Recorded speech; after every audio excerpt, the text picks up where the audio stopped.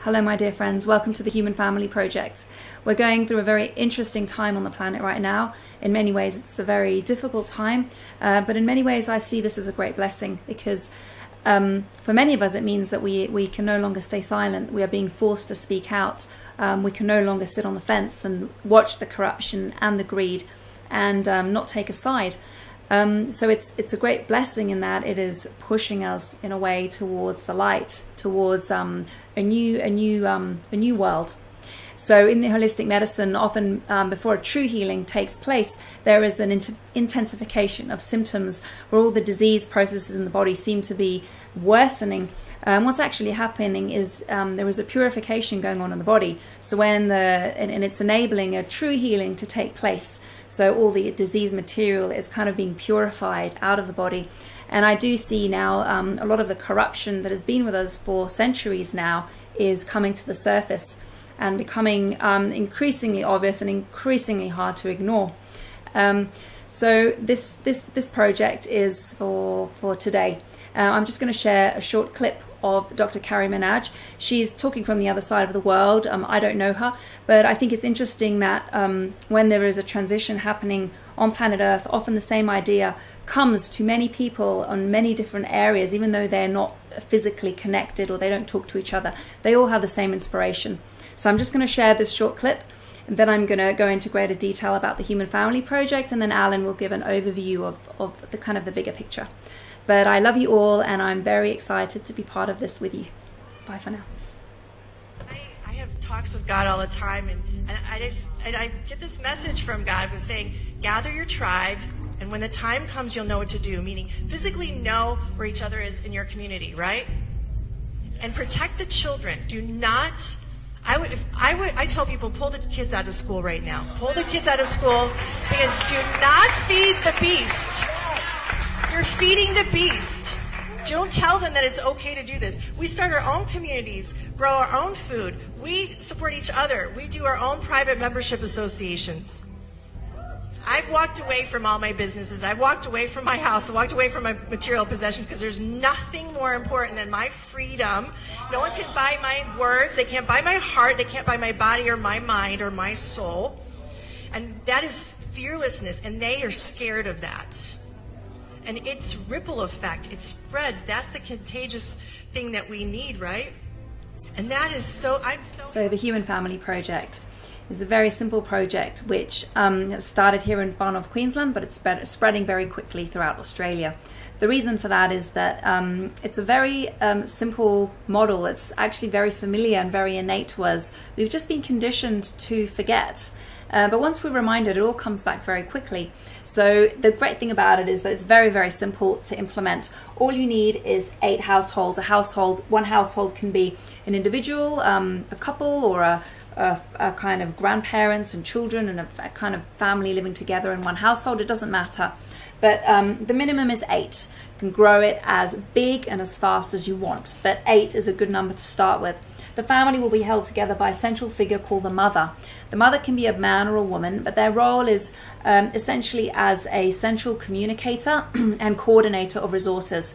So the mother will be familiar with the skills within the family, the skill sets, the resources, the food sources available, the shelter that is available within the family, so that if need be, if need arises, if one of the brothers and sisters within the family need something, they can ask the mother, and the mother will be able to coordinate those resources so that they can feel supported during that time.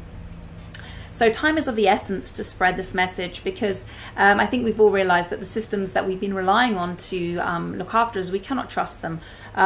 Their agenda is not our well-being, and it's time to come together once again as a community.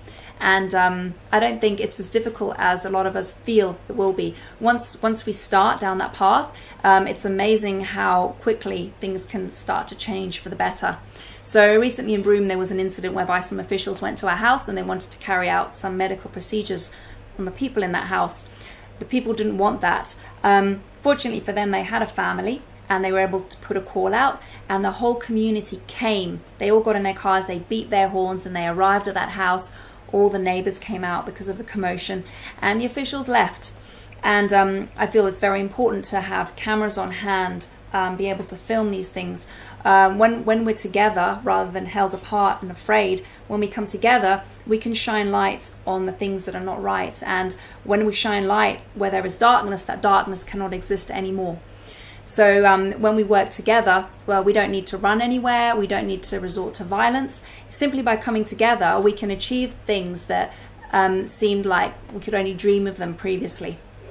So once a family becomes, a mother may decide at one point that a family has become too big, and in that case the family can be split, or a new family can be started with a new mother, and that mother will be able to turn to the grandmother, the mother of the previous family, and take advantage of her networks, of her access to resources, and that way we can all connect together, and these networks can be far-reaching. And there's no need to, I mean, it's fine if you have certain belief systems, or you trust a certain party or a certain figure, it's fine, but we will no longer be relying on these outer entities to come in and rescue us and make our lives great. We will take matters into our own hands and start to create the future that we want for our children at a grassroots level. So in the same way that there's two criteria for bringing members into your family. The first is trust. It's very important that we have that we vote on new members based on a feeling of trust. It's a feeling that we have, I guess. It comes down to the heart. You may not get on with these people brilliantly or want to spend a lot of time socially with them, but you know deep down that if the need comes, if the need arises, they will be there for you. Just like a normal family, you know, the way we would show up for our brothers and sisters, for our parents, for our children, that's how we're going to stand together as a community. And the other criteria that's very important is proximity. The reason we want family members to be close by is because it makes sharing resources much easier. And also, if there is an emergency or there is a call out from the mother, everyone can be there within minutes. So that's why proximity is also another important criteria. So if you feel that you would like to be the mother of your own family, or you don't want to take on that role, but you do want to start putting a family together, do reach out to us and connect with us. That way we can help you and support you, and you may also be able to help us. And if we know of people who feel alone and lacking in support in your area, we will be able to put them in touch with you. So that's all for now for this video. We'll be putting out more videos in future, but yeah, that's all for now. Thank you. Hello family, this is Alan. I'm just excited to activate Project Human Families. It's about time we activated it. We've been fine-tuning it for a few months now, and we've got a few families in far north Queensland, Australia, and we've kicked off. We have time limits, so we don't have much time, since a lot of people have now realized that the politicians, that the elite don't care about us anymore, especially after the health minister said that now it's good to vaccinate the 5 to 11-year-old. So they're after our children. Obviously they've crossed the line now, and it's time for the human families to unite.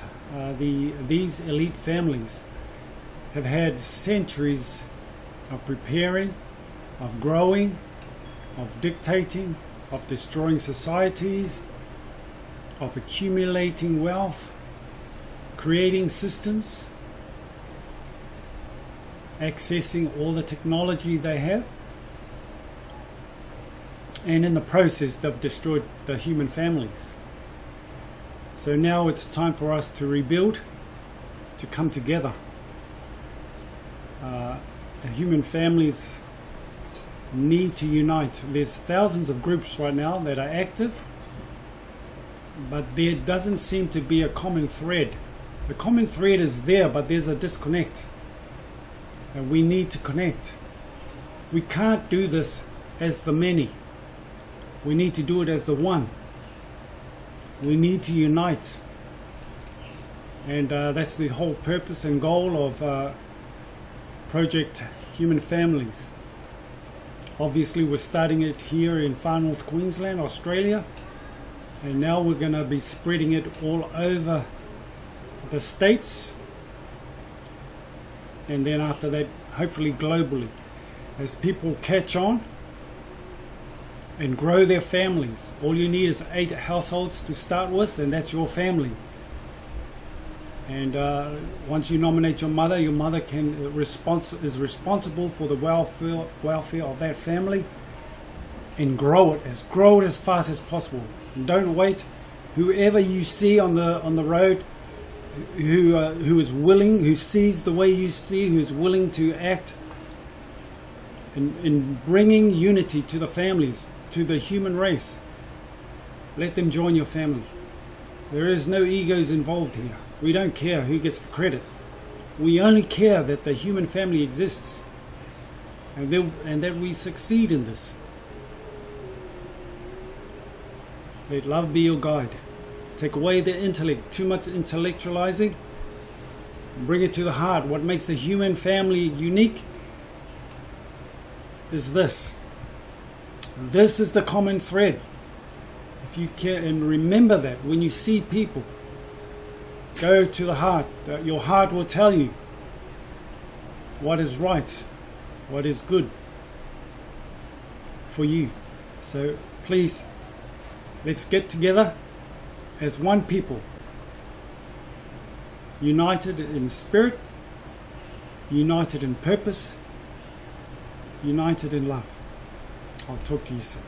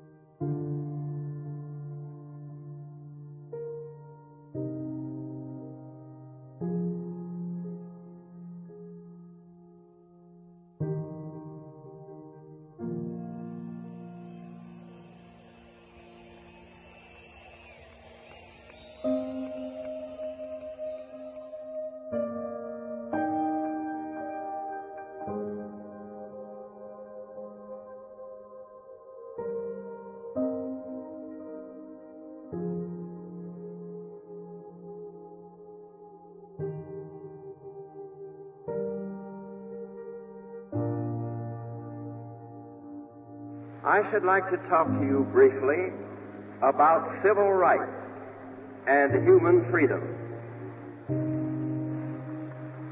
It is my deep conviction that we have reached a turning point in the long history of our country's efforts to guarantee freedom and equality to all our citizens. Our immediate task is to remove the last remnants of the barriers which stand between millions of our citizens and their birthright.